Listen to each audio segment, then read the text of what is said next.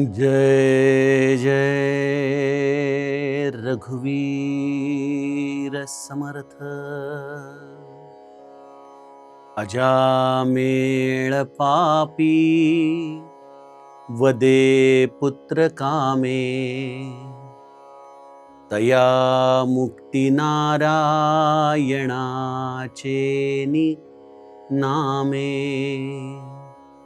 शुका कारणे कुंटणी रामवाणी,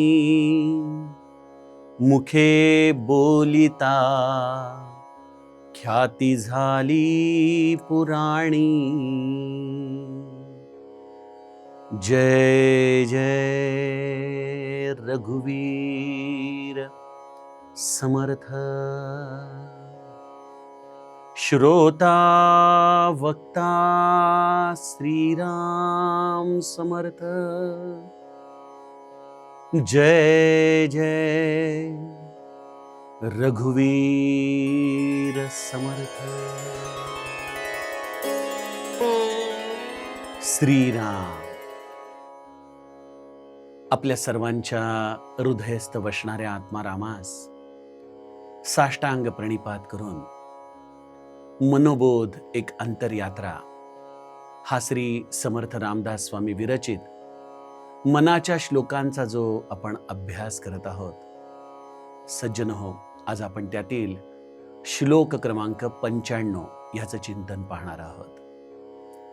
समर्थांनी गेल्या श्लोकामध्ये या महादेव आणि माता पार्वतीचा हा विश्वरूपी प्रपंच, त्यामध्ये पिता असलेला हा महादेव आणि माता रूपी ही माता पार्वती, या दोघांचे गुणविशेष आपल्याला समजावून सांगितले। आणि या दोघांमध्ये एकच साधर्म्य आहे की दोघांनीही रामनामाचा आश्रय घेतलाय।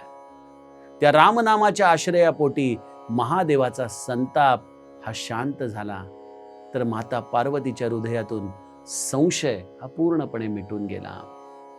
जीवाचा खऱ्या अर्थाने उद्धार करणारे हे रामनाम आपल्या हृदयामध्ये देखील संताप आणि संशयाचा नाश करणारा आहे। अशा या रामनामाचे संस्कार आपल्यावरती एक प्रकारे या आई वडिलांकडूनच प्राप्त झालेले आहेत। ते रामनाम आपण निरंतर घ्यावं, असा श्री समर्थांचा अर्ज आपण गेल्या श्लोकात बघितला। समर्थ माऊली आम्हाला आजच्या श्लोकामध्ये 2 पुराणातली पात्र जी आपण श्रीमद भागवतामध्ये ऐकलेली आहेत, त्यांच्या कथा थोडक्यामध्ये सांगतात। पहिलं पात्र आहे अजामेळ। हा अजामेळ, याला एक विशेषण कायमस्वरूपीच लागलेलं आहे। अजामेळ पापी। त्याला पापी ही संज्ञा ही जणू काही जिथं जिथं त्याचा उल्लेख येतो तिथं तिथं लावण्यात येते। काय केलं होतं या अजामेळाने असं? अजामेळ हा एका अत्यंत व्युत्पन्न अशा ब्राह्मण कुळामध्ये जन्माला आलेला, अत्यंत हुशार पंडित, मुखोद्गत ज्याचे श्लोक आहेत, असा हा खऱ्या अर्थाने द्विज। परंतु एकदा काय होतं की त्याच्या काहीतरी पौगंडावस्थेमधल्या कालावधीमध्ये वनामधून येताना तो एका आडमार्गाने येतो आणि त्या आडमार्गामध्ये एका वेश्येचा एका पुरुषाबरोबर चाललेला शरीर संबंध हा या अजामेळ्याच्या दृष्टीस पडतो। बघा, कुसंगती कशी असते की एका क्षणामध्ये मनुष्याची बुद्धी ती पालटवायला कारणीभूत ठरते। हा घरी आल्यानंतर सतत त्याला त्या प्रसंगाचंच चिंतन, त्याचं स्मरण हृदयामध्ये होऊ लागलं। ती भावना इतकी हळूहळू हळूहळू त्याच्या हृदयाचा एक प्रकारे भाग व्यापून उरायला लागली की घरामध्ये अत्यंत सुविद्य असलेली पत्नी, हे सगळे असलेले संस्कार, या सगळ्याचा त्याला विसर पडला। आणि एका टप्प्यावरती या अजामेळाने समाजाचा, नीतिमूल्यांचा, कशाचाही लवाजमा न ठेवता आपल्या घराचा त्याग केला आणि तो त्या वेश्येबरोबर तिच्या प्रेमामध्ये पडून संसार थाटून राहू लागला। तो तिच्या प्रेमामध्ये असा काही गिरफ्त झाला की त्याला त्या मुलांची प्राप्ती या वेश्येपासून झालेली आहे। घरामध्ये बघता बघता ही मुलांची रेषा वाढत चाललेली आहे। हा अजामेळ अशा पद्धतीने अनेक प्रकारे विषय भोग घेतोय, कुणाचंच तो ऐकायला तयार नाही. अशा परिस्थितीमध्ये त्याला एक शेवटी धाकटा मुलगा झाला, अगदी आपल्या आयुष्याच्या वृद्धापकाळाच्या सीमेवरती. त्याचं नाव त्याने नारायण असं ठेवलं. एकदा काय झालं, त्या गावामध्ये काही संत मंडळी आली होती आणि ते या अजामेळाच्या दारामध्ये आले. त्यांनी भोजन घेतलं. अजामेळाने आपल्या पापांची कबुली त्यांच्याजवळ दिली की मी तसा फार वाईट आहे, माझं सगळं होतं व्यवस्थित, मी ब्राह्मण कुळातला होतो, परंतु या स्त्रीच्या नादी लागून मी हे सगळं सोडलं, पण मला आता त्याचा पश्चाताप होत नाही. पण एक निश्चित आहे की या पापाचा जर काही क्षालन करायचा मार्ग असेल तर तो आपण मला सांगा. तेव्हा त्यांच्यापैकी एका ऋषीने अधिकाराने त्याला सांगितलं, तुझ्या धाकट्या मुलाचं नाव काय? तर तो म्हणाला नारायण. तर म्हणाले, बस आता त्याला या नावाने सतत हाक मारत राहा, त्याच्यावरतीच खूप प्रेम कर. आणि त्याने त्या बोधापासून आपल्या मुलाला नारायण नारायण अरे नारायण नारायण नारायण नारायण असं सतत हाक मारायला सुरुवात केली. उठता बसता नारायण नारायण नारायण. त्यामुळे समर्थ म्हणतात, अजामेळ पापी वदे पुत्र कामे. खर तर आपल्या मुलावरती त्याचं प्रेम आहे. त्याला हा नारायण कोण आहे, हा भगवंत कोण आहे माहित नाही, पण तो निरंतर आपल्या पुत्राच्या निमित्ताने नारायणाचा जयघोष करतोय.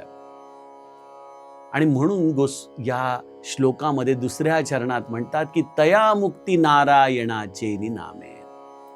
आणि मग असा हा अजामेळ वृद्धापकाळामध्ये मृत्यूच्या दारामध्ये आला.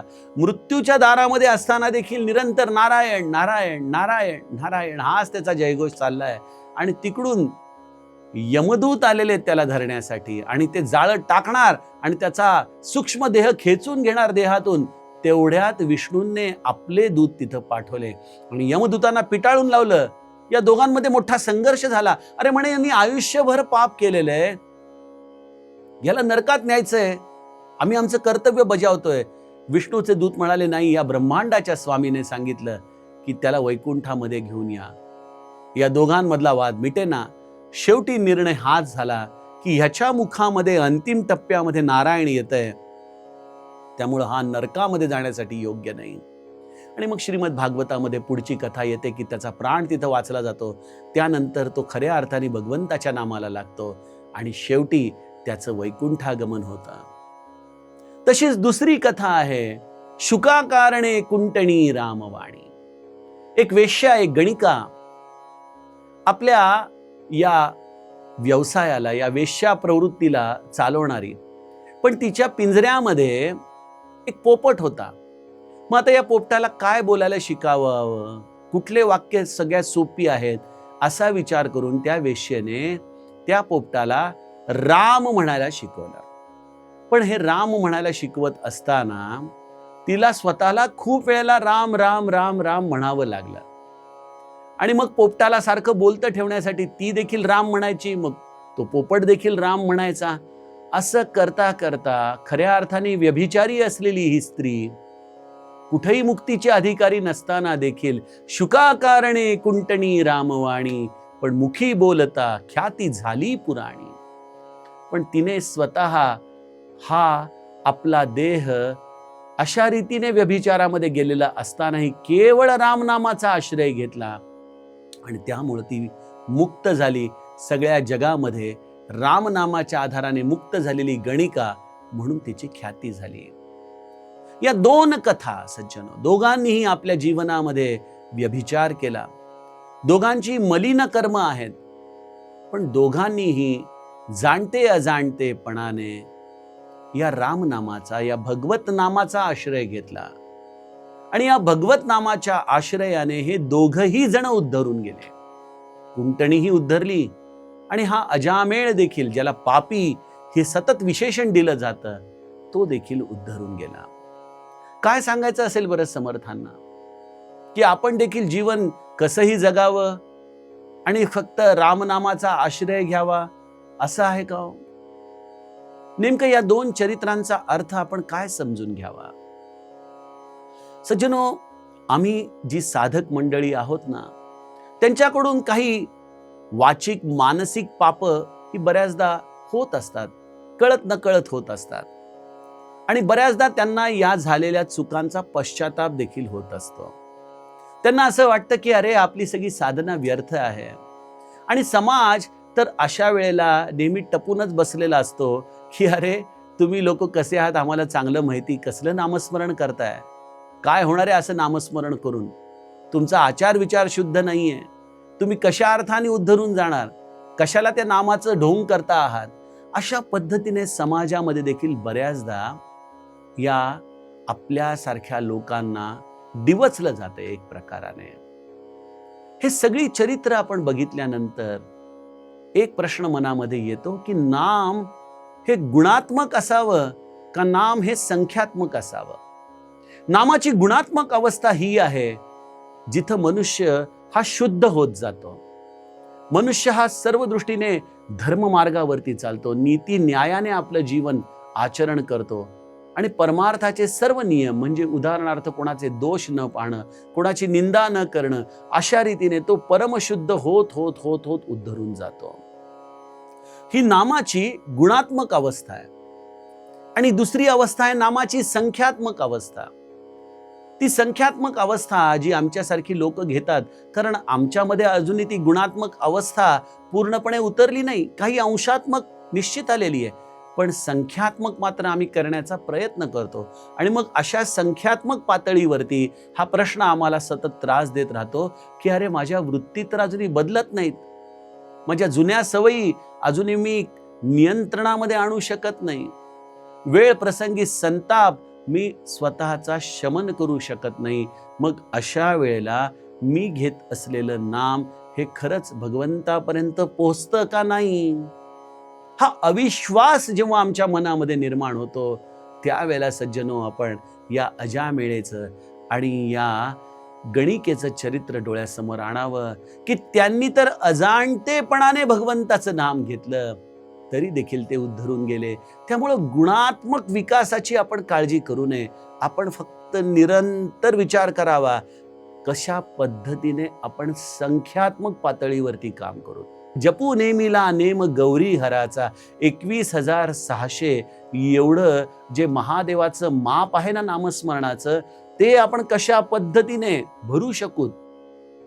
आणि तुम्हाला खरं सांगू का की जर तुम्ही 21,600 एवढं नामस्मरण दररोज करणार असाल ना, तर तुमच्या इतके व्यस्त जगामध्ये दुसरं कोणी नाही.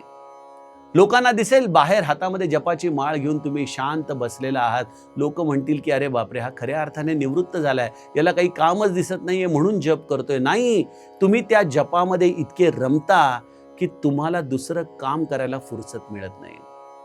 आणि मग हे दुसरं काम करायची फुरसत नसली की मनुष्य पाप आचरण कसं करू शकेल ना. तो कायिक ना वाचिक आणि मानसिक देखील त्याच्याकडून पाप घडणार नाही. त्यामुळे संख्यात्मक नाम हे गुणात्मक नामामध्ये बदलतच, निश्चित बदलतं. पण श्री महाराज एक उदाहरण द्यायचे की झाडाची वाढ किती होतीये हे दररोज कोणी मुळं उपटून जर बघायला लागलं तर ते झाडाची वाढ कशी झालेली आहे त्याला कळणार नाही. त्याप्रमाणे नाम माझ्या आतमध्ये किती गुणात्मक गेलेलं आहे हे मूळ आहे. माझ्या हातात तर संख्यात्मक नाम घेण्याचं आहे ना. मग आपण जसं झाडाला छान खत पाणी घालतो, झाडाला चांगला सूर्यप्रकाश देतो, वेगवेगळी औषधं देतो, जेणेकरून ते झाड बाहेरून छान दिसेल. आणि बाहेरून जे छान हिरवगार झाड असतं ना, त्याची मुळं देखील सकत असतात, त्याची मुळं देखील अत्यंत दृढ झालेली असतात. त्याप्रमाणे सज्जनो, ब्रह्मानंद महाराजांच्या भाषेत सांगायला जावं तर आपण नाम घेताना, बुंदीचे लाडू वळताना जसं हाताला साखर पाणी लावलं जातं ना, तसं आपण देखील नाम घेताना प्रसन्नतेने बसावं, आनंदाने बसावं. आपण भगवंताचं नाम घेतोय, कुठलाही विचार करू नये. जो भविष्यकाळ येणार आहे तो जसा येईल तसा येईल. जो भूतकाळ होऊन गेलेला आहे तो आता आपल्या हातामध्ये नाही. मग आपल्या हातामध्ये काय आहे? आत्ताचा क्षण वर्तमानाचा आहे. आणि त्या वर्तमानाच्या क्षणामध्ये नाम घेण्यापासून तुम्हाला कोण अडवतंय? कोणीच अडवत नाहीये. असूल आम्ही पण देखील कदाचित अजामेळ असूत, कदाचित आमच्याकडून देखील या शुकाकारणे कुंटणी रामवाणी अशा पद्धतीने या गणिकेसारखं कदाचित काही पाप झाला असेल. अहो, पापाचे डोंगर जरी तुमच्याकडून घडले असतील तरी तृण अग्नी मेळे समरस झाले, तैसे नामी केले जपता हरी. पापाचे मोठे मोठे डोंगर जरी असतील तरी ते नामाने खऱ्या अर्थाने भस्मसात होऊन जातात. एवढी नामाची ताकद आहे.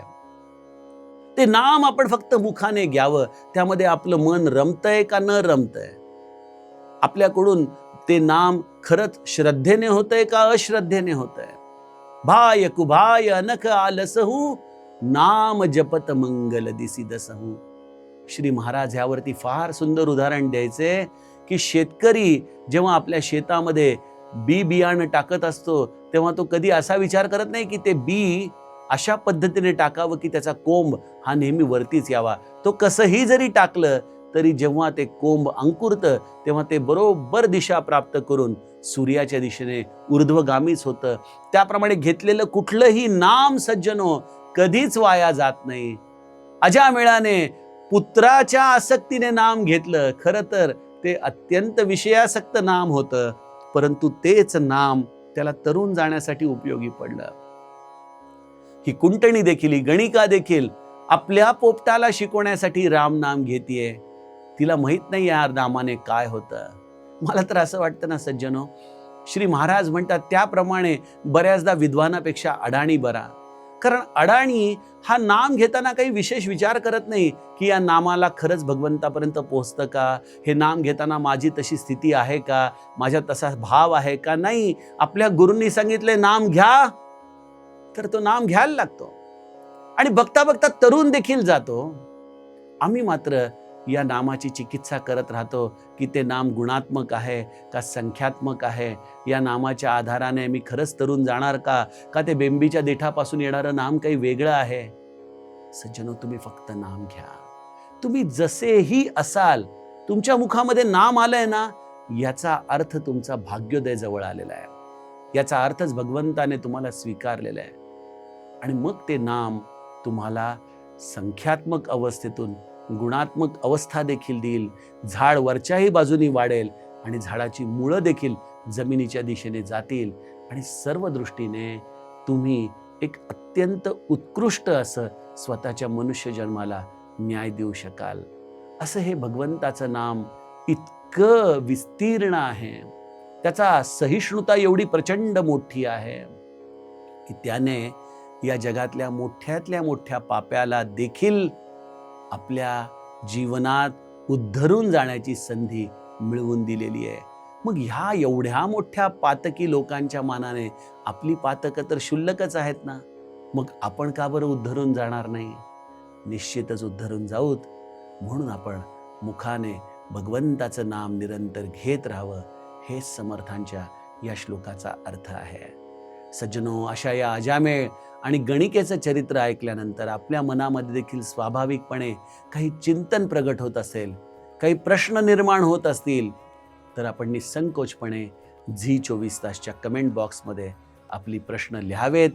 मी यथावकाश त्या प्रश्नांची उत्तरं आपल्याशी करत असलेल्या संवादामधून देण्याचा प्रयत्न करेन. आता आपण उद्याच्या सत्रामध्ये पुढील श्लोकाचं चिंतन बघूयात. जानकी जीवन स्मरण. जय जय राम.